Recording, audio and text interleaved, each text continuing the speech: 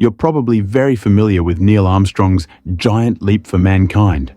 But how much do you know about the strides womankind has made in the cosmos? Today's video aims to shine further light on the history and achievements of women in the space travel industry in general.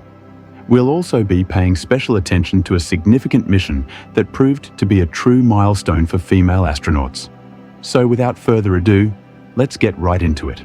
Despite what many people would likely believe, space exploration is one of the few STEM arenas that has had its doors open to women since the very beginning. Kind of. We cannot speak about women firsts without referencing a lady by the name of Valentina Tereshkova, the first woman to ever go to space. Tereshkova spent 3 days aboard the Soviet Vostok 6 space capsule in June 1963. This mission was 2 years after Yuri Gagarin became the first human in space, and it earned her the nickname Gagarin in a skirt. It was also a year after her own husband, Andrian Nikolaev, went to space aboard Vostok 3. In addition to highlighting the prowess of the capsule, Tereshkova's mission was also a propaganda move aimed at galvanizing the public's support of the government. Unlike male Soviet cosmonauts, who all had backgrounds as pilots, Tereshkova was a factory worker, although her skills as an amateur parachutist did play a role in her selection. The Americans, meanwhile, were much stricter about allowing women in space. In the 1970s, NASA was forced by Congress and public sentiment to address its snubbing of underrepresented people in society. The absence of ethnic minorities and women had quickly become a glaring shortcoming on the space agency's part, and it would not be tolerated much further. In 1978, NASA made a historic announcement where it named 6 new female astronaut candidates who would serve as mission specialists. 2 years later, the Soviets followed suit as they unveiled a new cosmonaut program consisting of 4 men and 9 women. Unfortunately, Svetlana Savitskaya was the only woman in the group who would ever fly to space. However, Savitskaya achieved some big things. Not only was she the first woman to go to space twice, but in 1984, she became the first woman to walk in space, and she is still the only Soviet or Russian woman to perform a spacewalk to date. Unlike the Soviets, NASA managed to send all of its first-ever astronauts to space at least once. In 1983, Sally Ride became the first American woman to reach the cosmos and the third woman overall. The following year saw Kathy Sullivan become the first American woman to walk in space. In 1992, American Mae Jemison made history as the first woman of color to fly to space. Less than a decade later, her compatriot Susan Helms was the first woman on a mission to the International Space Station, ISS, and she and her crewmates lived aboard the station for 5 months. In 2007, Peggy Whitson earned her spot in the record books by being selected as the ISS's first ever commander.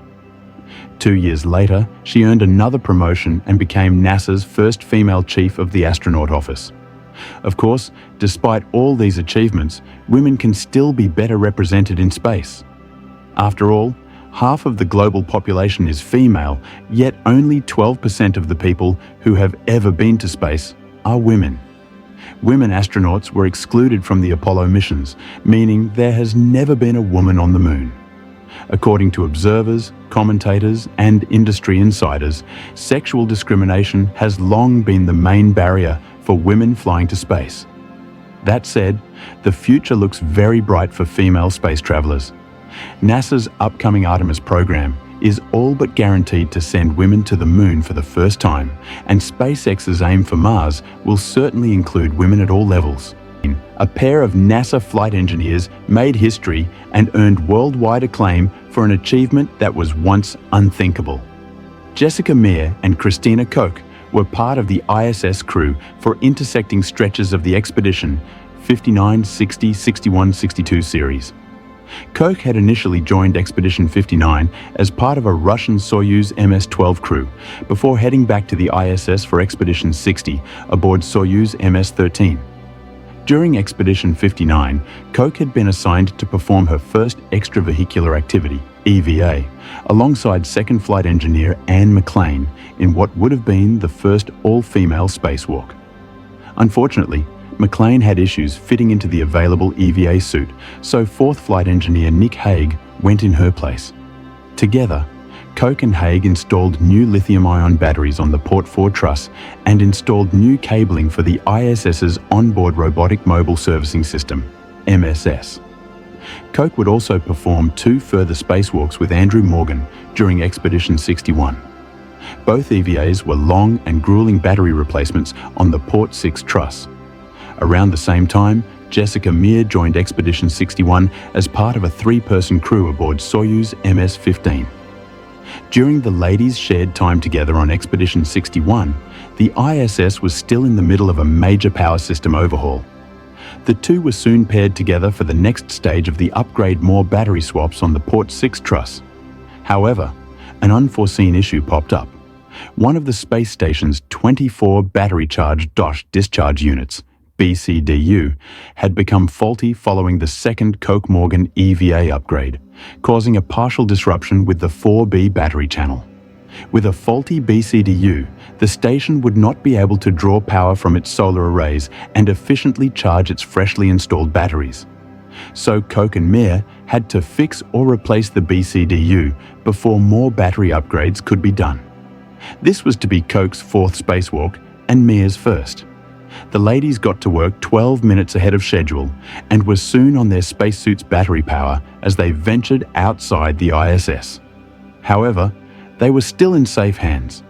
Seasoned NASA capsule communicator and astronaut Stephanie Wilson was guiding from the ground, while Commander Luca Parmitano and second flight engineer Andrew Morgan provided leadership from inside the space station itself.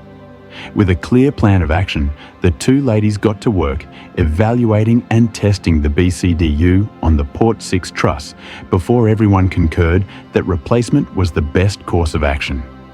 Koch hitched a ride on the MSS robotic arm, also known as Canadarm2, to help with moving the 235-pound BCDU devices to and from the inside of the ship to the installation point. The astronauts chose to bring the new BCDU to the installation point before uninstalling the old, faulty one. After installing the new BCDU, the old one was brought back inside to be flown back to Earth for analysis. After the installation, Koch and Meir installed a stanchion on the ISS's Columbus module and a routing cable on the Destiny module. All in all, the first ever all-female spacewalk took 7 hours and 17 minutes. Then President Donald Trump led the congratulations for the ladies' achievement. The 45th US president hailed the milestone and praised the pair for being brave, brilliant women who represent this country so well. On a more humorous note, the president would go on to mistakenly congratulate the achievement for being the first time for a woman outside of the space station. Koch herself had been on 3 prior ISS spacewalks that year. The first woman to ever spacewalk at the ISS was actually Tamara E. Jernigan in May 1999. Koch and Meir performed 2 more Expedition 61 spacewalks in January 2020. The first was the continued battery replacement on the Port 6 truss. They managed to replace 3 batteries, but were delayed significantly because Koch's helmet lights and camera malfunctioned. They had to rely on Meir's helmet lights and camera, a compromise that dragged the EVA to 7 hours and 29 minutes. Their next and third overall spacewalk was much smoother. The 2 women managed to swap out more Port 6 truss batteries. This EVA placed Koch 3rd on the all-time female spacewalk list with 6 and Meir 4th with 3.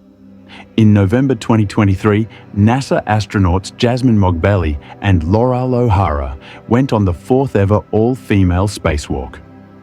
The pair, who were on Expedition 70 to the ISS, removed an H fixture from the Port 4 Truss 3B mass canister and replaced a problematic trundle bearing. That brings us to the end of today's video.